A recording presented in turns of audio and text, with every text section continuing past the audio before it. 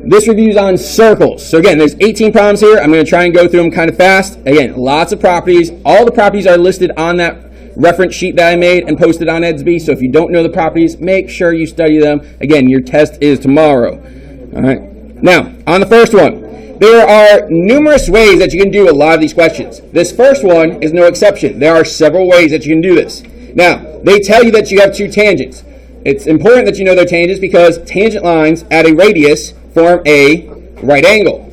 Now, this overall shape here is also a quadrilateral. You could also even say that it's a kite, right? Everybody agree with that? Now, all angles in any quadrilateral have to add up to what? 360.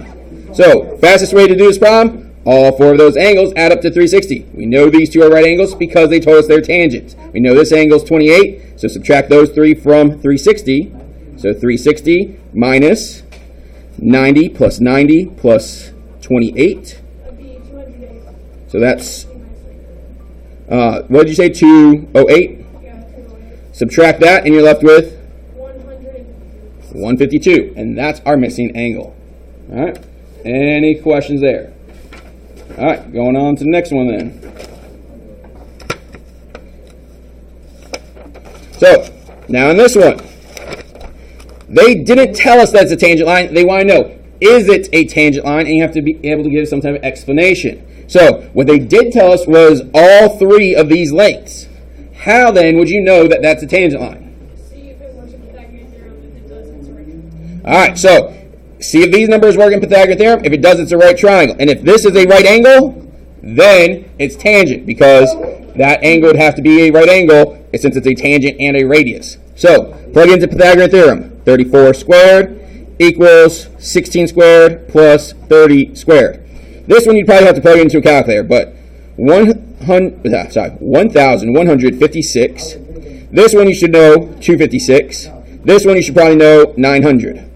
Add those two together, you get 1156. So guess what? It's a right triangle, and therefore it is tangent. So yes, it is tangent because triangle LHS is a right triangle. All right? Good? Again, I got to move kind of fast to get through all these because there's 18 problems on there. So, all right. On the next one. Moving on. The circle below, we have circle Z. They tell us the length of XY. They tell us the length of XZ.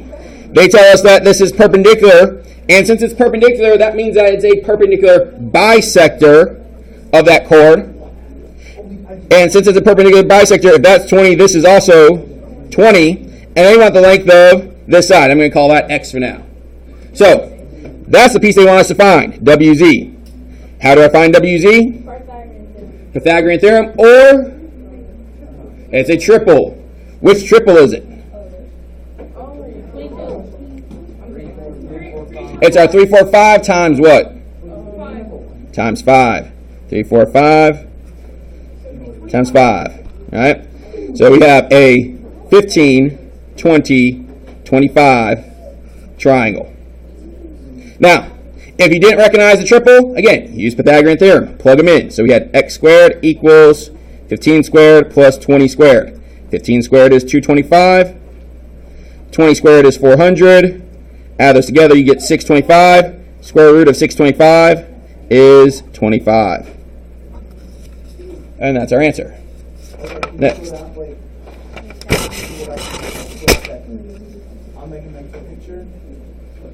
All right. Yes? So something's perpendicular is automatically perpendicular bisector? If a segment coming from the center is perpendicular to a chord, it's going to be a perpendicular bisector. Again, that is specific for circles when we have a segment going to a chord. Yes. All right. Now, on number 4. These two are marked as congruent. Therefore, the two arcs are also congruent. So that's 95. This is 95, which is the first answer. Yeah, so add all three up. Subtract from 360. 95 plus 95 plus 100. That's 290.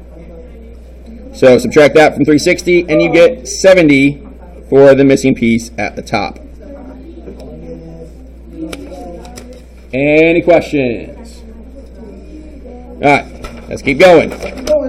On the next one, what is the value of h? Again, an inscribed angle is what compared to its intercepted arc? Half. So, again, the angle's half the arc's double the angle. So, what's half of that? 56. Answer's A. All right, next. Again, there's more than one way to do this problem. Now, it doesn't matter which part you solve for first. Again, you could use the idea, this line is what? This whole thing is a diameter, and diameter splits the circle in half. So this entire arc up here is 180. So if we subtract 72 from 180, that leaves us with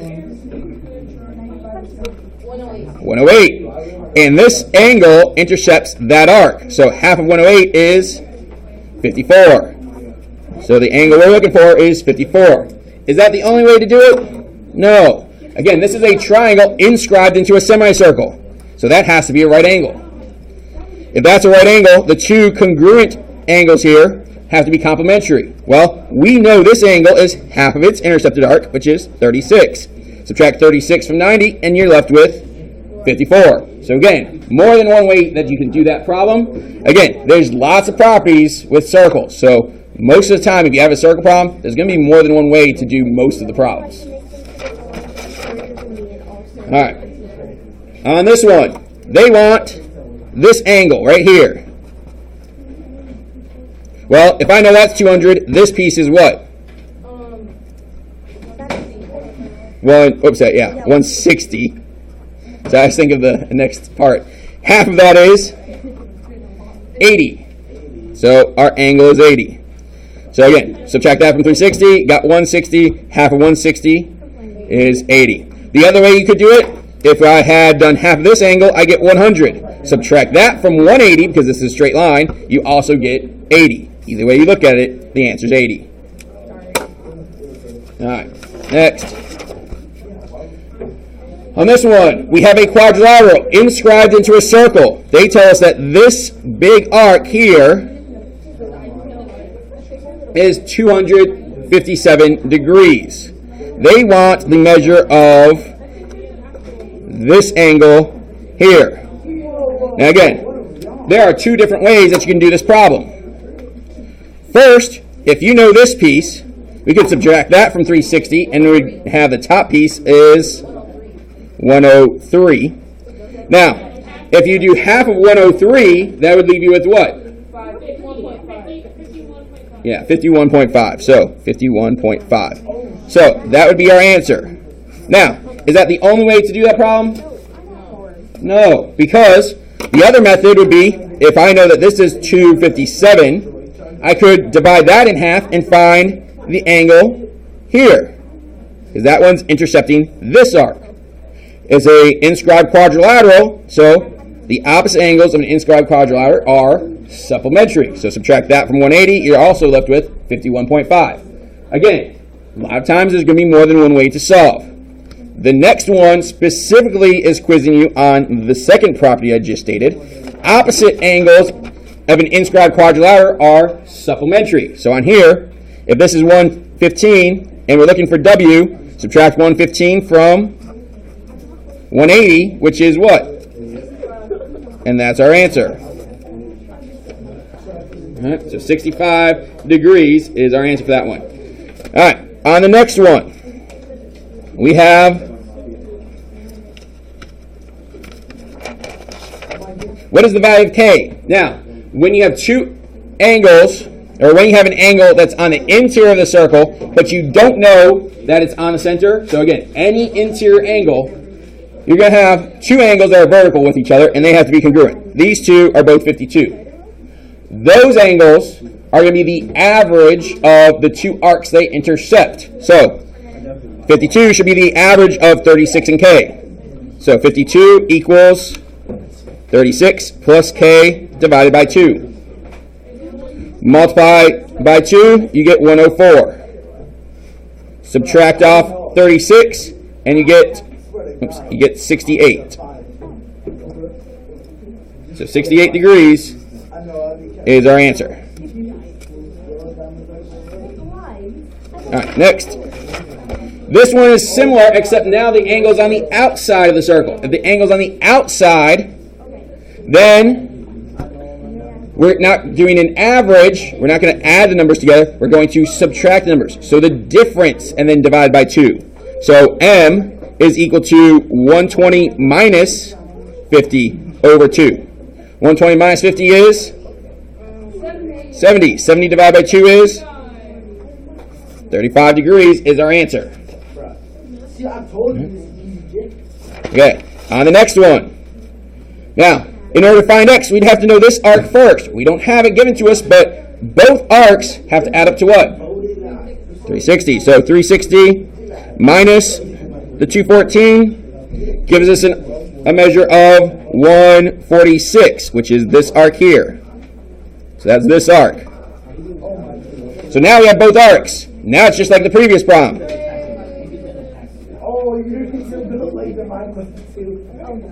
Right? Big arc minus little arc divided by 2. Subtract, you get 68. Divide by 2, you get 34. Which is A. Alright. Next. ST is 9. They also tell us these two are congruent.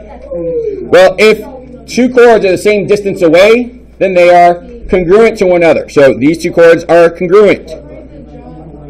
We should also know, though, if we have a segment that's perpendicular, that it is bisecting. So these four pieces are congruent. So what's half of 9? 4.5. So NP is 4.5. All right. On this one, whenever you have two chords intersecting in a circle, the product of the two parts of one is equal to the product of the two parts of the other. So this is where we had the property where we label them as A, B, C, and D, A, B, C, and D, and said A times B is equal to C times D. So 4 times 5 is equal to 8 times, I'm going to call that X. 4 times 5 is 20. Divide by 8 and you get 2.5. That's the answer we're looking for. Any questions there? There's always questions on that one, so if you have a question, please ask. Again, the product of the two parts of one chord is equal to the products of the two parts of the other chord.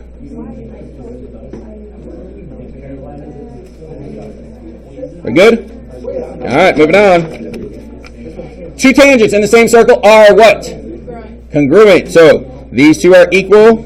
So 6x plus 2 equals 9x minus 7. Subtract off 6x, you get 3x. Add 7, you get 9. Divide by 3, and x is 3. And that's our answer. Right. Good? Moving on. All right. Equations of circles. Now, this one, remember, we have to know your formula for the equation of a circle to do this. First part, if we identify the radius here is 3. Just by looking at it, we can tell it's 3. Which 2 can you cross off right away? No. C and D. Again, that last part is the radius squared. So again, gotta know your formula.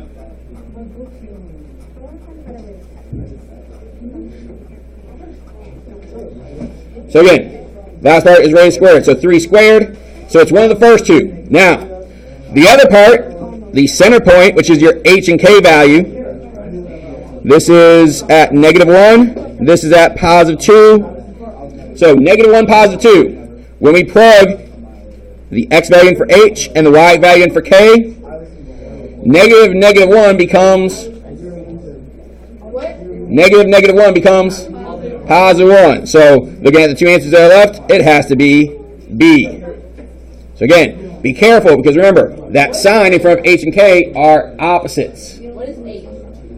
H is the X value of the center point. K is the Y value of the center point. So H and K are center point. Center point. Yep. All right. Huh? Because it was -1 for X, and minus a negative becomes adding a positive. All right. All right, 5. This is the one that takes the most time. This one is where you have to complete your square. So, on here, you have to make 2 perfect squares. Shh, guys, we're almost done. Quiet. You have to complete the square with the x's and complete the squares with the y's. So, for the x's, we have x squared minus 6x plus blank plus y squared plus 4y plus blank equals 3 plus blank plus blank. Again, whatever we add on this one to complete the square for the x values, we also have to add over here. Whatever we add on to complete the square for the y values, we also have to add on over here. So, how do we complete the square? You take the b value and do what with it? Yeah, divide by 2 and square. So b divided by 2 squared. That's what's going in each of the blanks. So 6 divided by 2 is 3. 3 squared is? So add that to both sides. 4 divided by 2 is? 2. Squared is? So we add 4 to both sides. Now, we have to factor it. But again, the whole reason we complete the square is so that we can follow the pattern of factoring a perfect square. So on this part, square of the first term, square of the last term, sign from the middle. So we have square of the first term is x, square of the last term is 3, sign from the middle is negative. Square of the first term is y, square of the last term is 2, sign from the middle is positive. On this side, 3 plus 9 plus 4 is 16. Now again, for the radius, this is r squared. You have to square root it. So what's the square root of 16? 4. The h and k values come from right here. Again, we got to pull them out as the opposites. So h is positive 3, y is negative 2. That's our center point. All right, last one. Yeah, it's over on my desk somewhere. I may have covered it with paper. I don't know. All right, number 6. Shh, guys. Shh. Graph the circle given this equation. So first, identify the center and the radius, and then you can graph it. So, let me just finish here. Sorry. For the radius is the square root of 20, which is roughly what? 4.5. All right. So the center. Where's the center? Yeah. Positive 3, negative 1. So on here, positive 3, negative 1. Center was there. And then the radius is roughly 4.5. So go out. 1, 2, 3. Wait. 1, 2, 3, 4.5 in each direction. 1, 2, 3, 4.5. 1, 2, 3, 4.5. This one is going to be off the chart, so not going to be perfect, but now, could you be asked to do a question where you have to graph it on the FSA? It's debatable. I mean, they might ask you to graph a center point. They could even ask you to label a center point. I don't know if they would make you do that whole thing, but it would be challenging to do that on a computer. But that's the last one for today. Any questions on circles?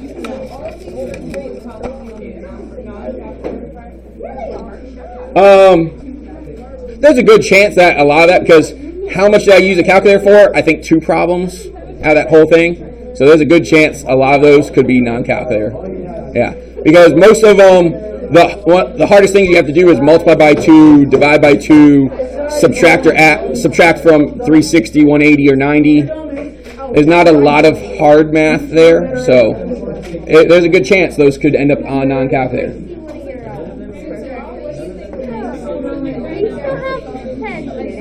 Okay, so guys, listen. So for the non-calculator part, I haven't seen it this year, but just from previous years, I know that they pull questions from all over the place. Now, there is usually a good number of things that don't require a calculator at all. All the properties, postulates, theorems, definitions, all that stuff is mostly going to be on the non-calculator part. But again, is there also problems that deal with math? Yeah. Have I seen in the past problems with like volume and surface area and stuff like that? Yeah. Again, are they usually hard problems on the non-calculator part with those things? No. But again, you'll see a wide variety of problems, and some of the problems you will have to do basic arithmetic for in order to solve. All right. Any other questions? No. All right. Let me stop this recording. Look at that, 21 minutes. That's not too